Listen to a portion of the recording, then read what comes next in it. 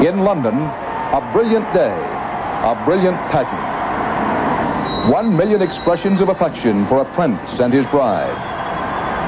The royal wedding, with all its humanity, all its trappings. Waves of emotion, waves of warmth. Tonight, a picture report.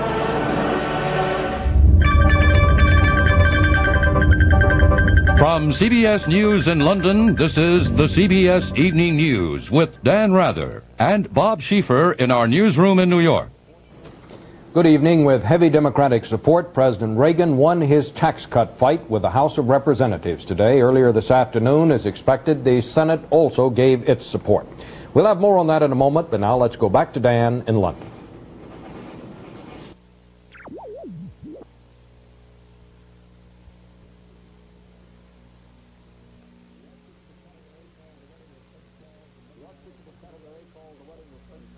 The Archbishop of Canterbury called the wedding of Prince Charles and Lady Diana Spencer today the stuff of fairy tales. And in spite of Scotland Yard's most elaborate security measures ever, there was a once-upon-a-time atmosphere in London as the 32-year-old heir to the British throne married the 20-year-old former kindergarten teacher who was virtually unknown until this year. It was a sun-speckled day for millions of onlookers and for the man who would be the 43rd monarch of his land since the Norman conquest in 1066. As well as for the young woman who traces her ancestry back to the 15th century.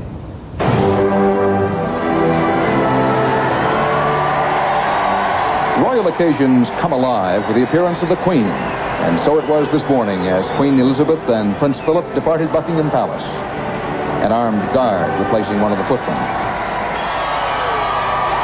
Looking somewhat tense, the bridegroom traveled to the church with his brother and wedding supporter, Prince Andrew.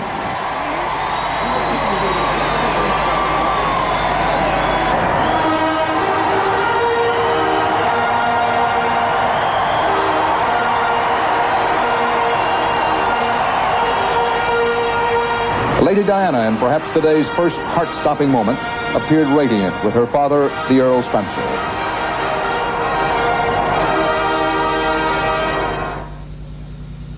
And like a photograph from a pageant, the royal family gathered for this first marriage of a Prince of Wales since 1863.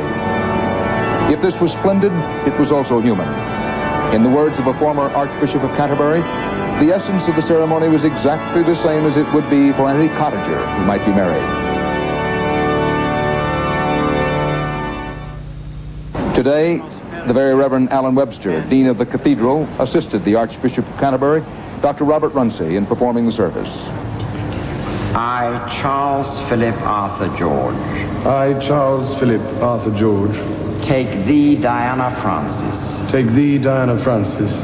To my wedded wife. To my wedded wife. To have and to hold from this day forward. To have and to hold from this day forward. For better, for worse. For better, for worse. For richer, for poorer. For richer, for poorer. In sickness and in health. In sickness and in health. To love and to cherish. To love and to cherish. Till death us do part. Till death us do part. I, Diana Frances. I, Diana Frances. Take thee, Charles Philip Arthur George. Take thee, Philip Charles Arthur George. To my wedded husband. To my wedded husband. To have and to hold. To have and to hold. From this day forward. This day forward. For better, for worse. For better, for worse. For richer, for poorer. For richer, for poorer. In sickness and in health. In sickness and in health. To love and to cherish. To love and to cherish. Till death us do part. Till death us do part. There were only a couple of slips. Lady Diana reversed the order of Charles's first two names, and the prince dropped a word. Prince Charles said he wanted the wedding to be a marvelous musical and emotional experience, and the service included hymns chosen by the bride and groom. The New Zealand soprano, Kiri Te Kanawa, sang Handel's Let the Bright Seraphim as the couple signed the register.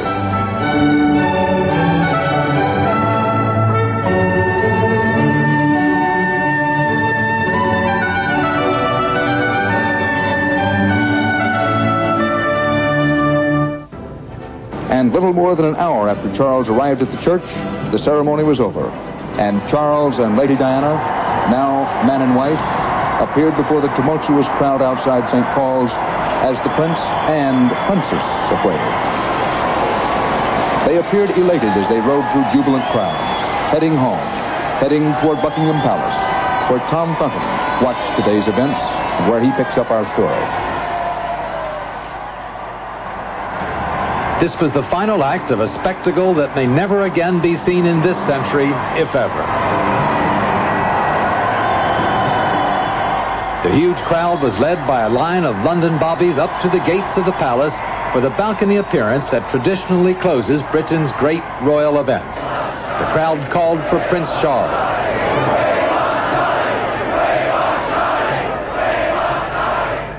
The prince peeked out and then appeared with his bride. For a princess who a few days ago was reduced to tears by the attentions of cameramen, it must have been an experience that will take some getting used to. There was a second appearance, and then the crowd demanded the Queen. The Queen responded. Prince Charles and Princess Diana seemed to be drawn together by the affection of the crowd. Wanting still more, the crowd demanded the Queen Mother.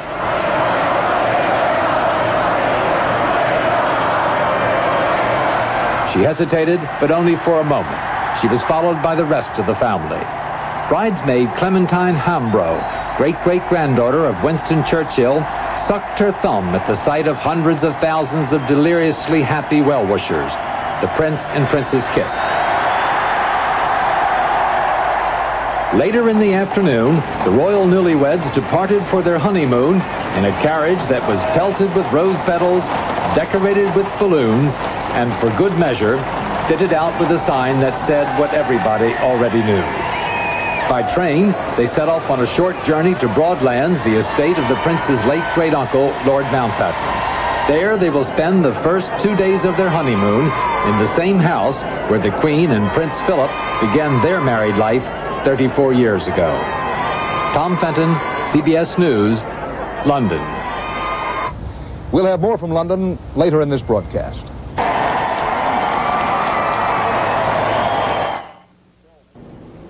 President Reagan's hard sell blitz for his tax cuts paid off today. Pressured by thousands of telephone calls and telegrams, the House accepted the Reagan bill rather than the alternate written by Ways and Means Committee Democrats. 48 Democrats crossed over to give the president his 238 to 195 victory. The Senate also approved a slightly different version of the Reagan tax plan, and a speedy compromise is expected. Susan Spencer on Capitol Hill and Leslie Stahl at the White House have details. You couldn't accuse supporters of the president of lacking imagination today. So just vote yes, don't be a slob. Someday you could have Reagan's job. And vote for the Reagan tax cut plan. Oh yes, vote for... That message was sent to 74 possibly wavering congressmen by the Do-All Corporation of Chicago. On the House floor, Speaker O'Neill said White House pressure was more direct, and public pressure was obviously more devastating. The mail that I have received from the 1st District of Texas and other places is absolutely overwhelming in favor of the Hance Conable or the President's proposal.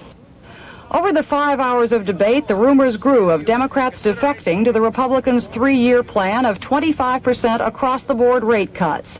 That despite Democratic pleas that their bill, a 2-year program of cuts aimed more at the middle class, was really more fair. If there are doubts on the side of my Democratic colleagues, I urge you to take a look at who gets what under their bill and who gets what under our bill. If you're serious about being a Democrat, if you're serious about doing anything for people who work, you'll vote for the Democratic tax bill. But talk of equity and fairness finally dissolved into the one question the Democrats wanted most to avoid. Are you for or against the president? The president and those who support his position say, let's put more money back in the pockets of the people that earned that money in the first place. With the conclusion foregone, an exhausted speaker warned that now that the president would have his full economic program, the president would bear the full consequences if it were to fail. Later, he called Mr. Reagan, though, to congratulate him on his victory.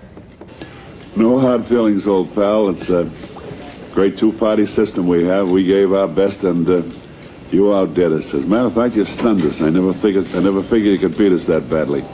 O'Neill said earlier that a win by the White House would not mean that Mr. Reagan held de facto control of the House of Representatives. But with 48 Democrats giving him his third major victory, it's difficult to read it any other way.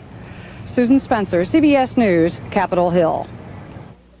In the Oval Office late today, the president clearly relished the victory.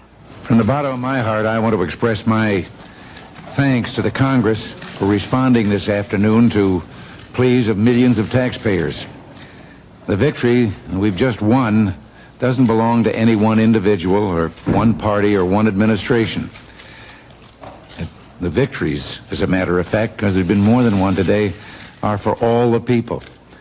A strong bipartisan coalition of Congress, Republicans and Democrats together, has virtually assured the first real tax cut that this country has had in nearly 20 years. The president denied charges that it wasn't his charm that had brought the victory, that he had twisted arms and made some deals to buy votes. But in a phone call before the vote, one congressman thanked him for his deal. I've had some concessions made and, of course, as you well know, heard from many of my people. And with good thanks to you and your installing the windfall profits benefits to my district. The White House says that with today's votes, the president's program for economic recovery is virtually in place, and all that remains is to wait to see the positive results. President Reagan says those results should appear by the end of the year. Leslie Stahl, CBS News, the White House. The hoped-for economic recovery registered another relapse today. The government said its index of leading economic indicators fell again last month, the second in a row. The index, designed to forecast economic trends, dropped 1.3% in June after falling 1.5% in May.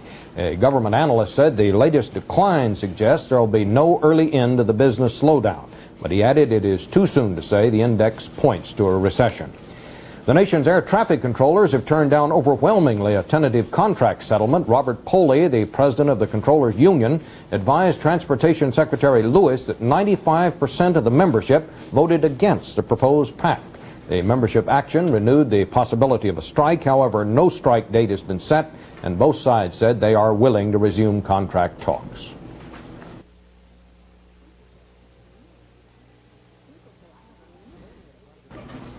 Former Iranian President Bani Sadr, who had been missing more than a month, finally turned up today, not in Iran, but in France, where he was immediately granted political asylum. He was smuggled out of Iran on a stolen jet with the late Shah's personal pilot at the controls. Apparently, he'd been in Tehran all along at the home of a prominent leftist who escaped with him. Doug Sefton has our report.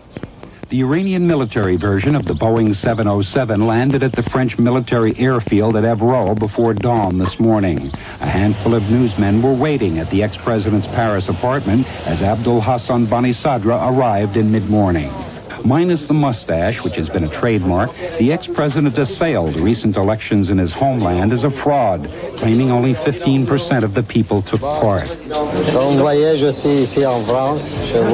Bani Sadr, speaking in French, insisted he had not really been in hiding in Iran. In fact, at one point he made contact with Ayatollah Khomeini with a plea to stop what he called the explosions and executions.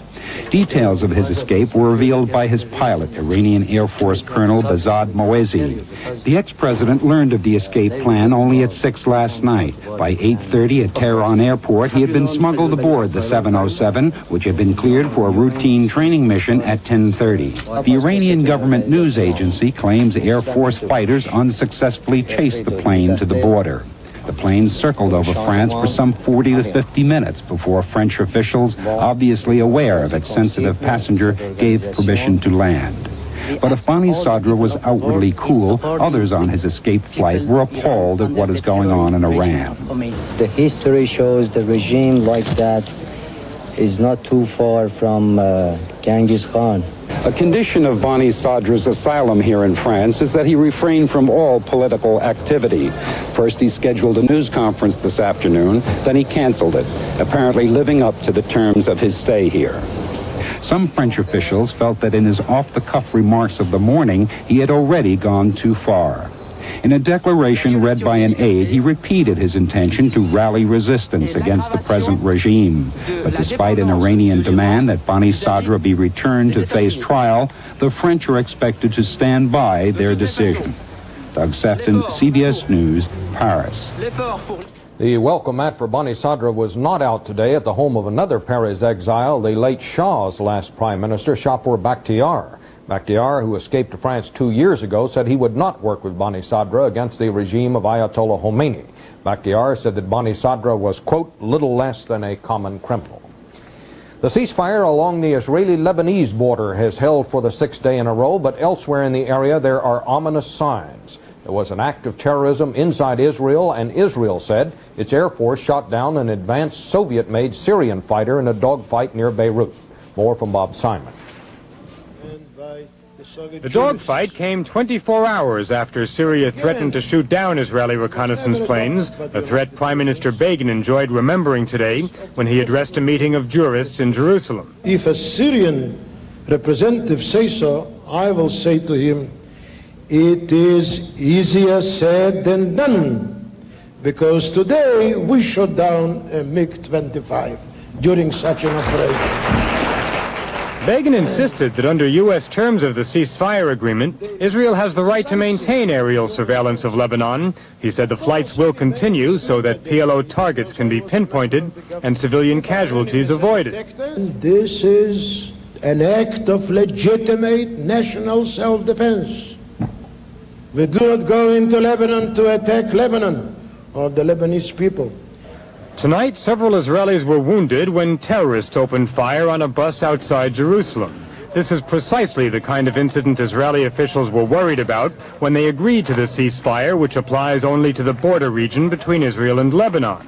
Now they're faced with the dilemma of how to retaliate without violating the ceasefire, which the Reagan administration worked so hard to obtain.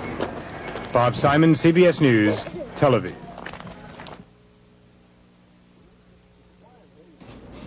Only 5 days ago, Arizona Senator Barry Goldwater, the chairman of the Senate Intelligence Committee, suggested that CIA Director William Casey ought to consider resigning because of questions about past business practices. But today, Goldwater's committee vindicated Casey, as Casey himself had predicted they would. Robert Shackney has our report. The CIA director arrived for a hearing that he expected would be painless and last only half a day. He was acting like a man who assumed his troubles were over. Now it's going to be a cakewalk. It wasn't a very quick cakewalk. The hearings went on well into the afternoon. But when they ended, Casey got the critical endorsement he needed, even if Chairman Barry Goldwater sounded less than enthusiastic.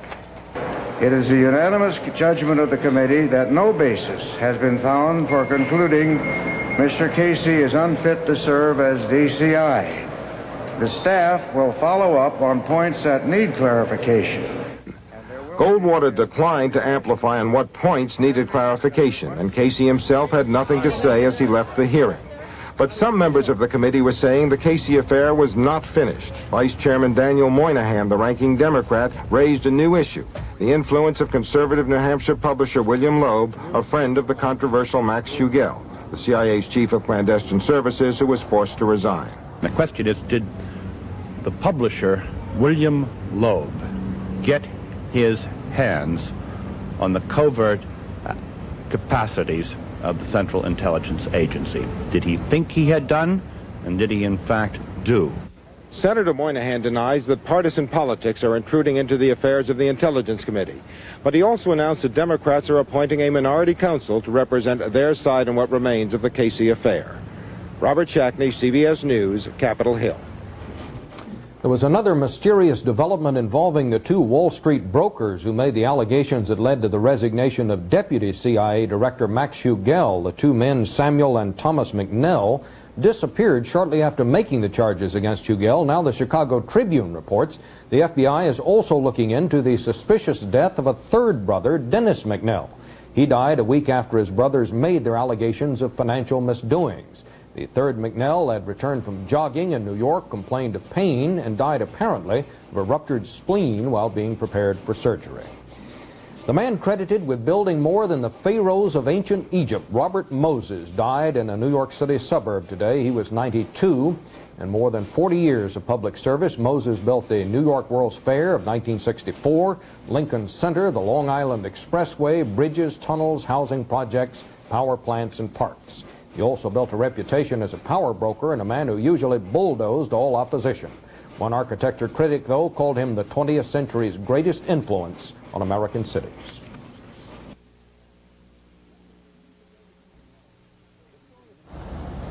The story of the urban riots which have plagued England recently seemed much like the street violence in the United States in the 60s. There were the same pitched battles between crowds and authority, the same rock throwing, the same fires lighting the night sky. But there was an important difference. No one died in the English rampages. Until this morning in Liverpool. Terry Drinkwater reports. Police called it a defiant distraction on what should have been a glorious day for all of Britain. Those, mostly young and mostly unemployed, who took to the streets last night and this morning said they were protesting police harassment. But the tragedy of the night was the death of David Moore, a 22-year-old white. Friends say he was a bystander. He was on a street even darker than this one and was reportedly hit and run over by an out-of-control police van. Moore was unemployed. His mother, a widow, said he had come to the neighborhood to visit his sister. The special minister charged with finding solutions to the root causes of the problems here said there were no easy answers. Terry Drinkwater, CBS News, Liverpool. The bride usually attracts the most attention at a wedding. This is probably true even when the groom is the Prince of Wales. Everyone knew what Charles was going to wear today, his naval uniform. But until moments before the procession started, Lady Diana's wedding dress remained perhaps the best-kept secret in fashion history. The secret, as David Dick reports, didn't last long. The royal dressmaker David Emanuel put the final touches on Lady Diana's gown just before she walked down the aisle of St. Paul's. These moments were the proud culmination of 5 months of the most painstaking and secretive work. Across town, the race to copy the royal gown had already begun as soon as Rose Joseph had gotten her first glimpse on the telly. Rose, a grandmother, but still considered by some the fastest seamstress in London's East End, didn't need 5 months. 4 hours would do. SW&R Ellis Limited has been making wedding gowns for 70 years and had pretty much guessed what the royal gown would look like. 3 copies of the royal gown were made from scratch today in a rather frantic but loving process involving about 25 dressmakers, embroidery specialists, lace trimmers, and pressers. The copies are not silk, but much more inexpensive polyester, less than $1,000 retail. We've had inquiries from all over the British Isles, from all over Europe, and indeed from Japan, from Hong Kong, from Australia, from Canada. In the days ahead in this factory, there will be hundreds of dresses, thousands of stitches, but only one style. It's called the Lady Di. And before the sun was down, one of the copies was on display in the window of a London store. Said the weary royal dressmaker, imitation is the most serious form of flattery. David Dick, CBS News, London. That's our report this Wednesday. CBS News will present a special broadcast, The Royal Wedding, tonight at 8 o'clock, 7 Central. I'll see you then. Dan Rather, CBS News, London.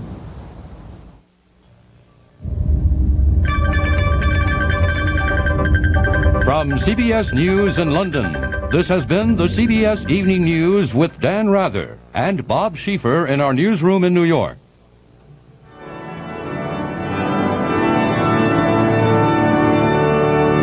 This is CBS.